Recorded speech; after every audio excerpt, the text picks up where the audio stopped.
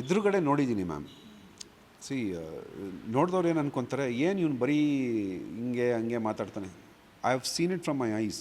ಯಾವ ರೀತಿ ಕೆಲಸ ಮಾಡಿದ್ದಾರೆ. ಮೊದಲನೇ ವ್ಯಕ್ತಿ ಸೆಟ್ಟಿಗೆ ಹೋಗೋದಕ್ಕೆ ಸುದೀಪ್ ಸರ್. ಶೂಟ್ ಮುಗಿದ್ರೂ ಬೇರೆಯವ್ರದ್ದೆಲ್ಲ ಏನು ನಡೀತಾ ಇದೆ, ಸಿನಿಮಾಗೆ ರಿಕ್ವೈರ್ಮೆಂಟ್ ಕರೆಕ್ಟಾಗಿ ಆಗಿದೆಯಾ ಇಲ್ವಾ ಅಂತ ಕೊನೆಯವರೆಗೂ ಇದ್ದು ಕೊನೆಗೂ ಹೊರಡೋ ವ್ಯಕ್ತಿ ಸುದೀಪ್ ಸರ್. ಒಂದು ಹೀರೋ ನಮ್ಮ ಇಂಡಸ್ಟ್ರಿನಲ್ಲಿ ಇಷ್ಟು ಇನ್ವಾಲ್ವ್ಮೆಂಟ್ ಇದೆ ಅನ್ನೋದಕ್ಕೆ ಸಾಕ್ಷಿಯವರು. ನಮ್ಮ ಎಲ್ಲ ಸಿನಿಮಾನಲ್ಲೂ ಎಲ್ಲ ಹೀರೋಗಳೂ ಕಷ್ಟಪಡ್ತಾರೆ ಮ್ಯಾಮ್. ಅದನ್ನು ನಾನು ನೋಡಿಲ್ಲ, ನಾನು ನೋಡಿರೋದನ್ನು ನಾನು ಮಾತಾಡ್ಬೋದು ಅಷ್ಟೇ. ನಾನು ನೋಡಿರೋದನ್ನು ನಾನು ಹೇಳ್ತಾ ಇದ್ದೀನಿ. 5 ತಿಂಗಳು 9 ದಿವಸದಲ್ಲಿ ಒಂದು ಸಿನಿಮಾ, 5 ತಿಂಗಳು 9 ದಿವಸನೋ 10 ದಿವಸನೋ, I am not very particular about ಇದು, ಬಟ್ 5 ಮಂತ್ಸ್ ಅಂತ ಇಟ್ಕೊಳ್ಳಿ.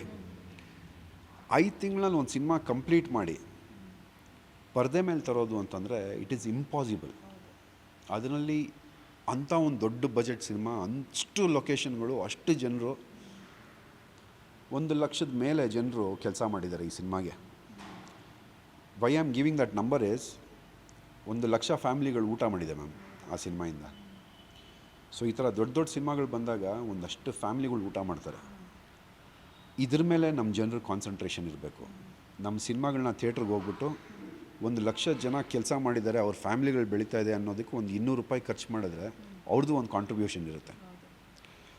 ಅದನ್ನು ಬಿಟ್ಟು ಇದು ಫೈಟ್ಗಳು, ಫ್ಯಾನ್ ವಾರ್ಸು ಮಾಡ್ಕೊಂಡಿದ್ರೆ ಏನೂ ಪ್ರಯೋಜನ ಆಗೋದಿಲ್ಲ.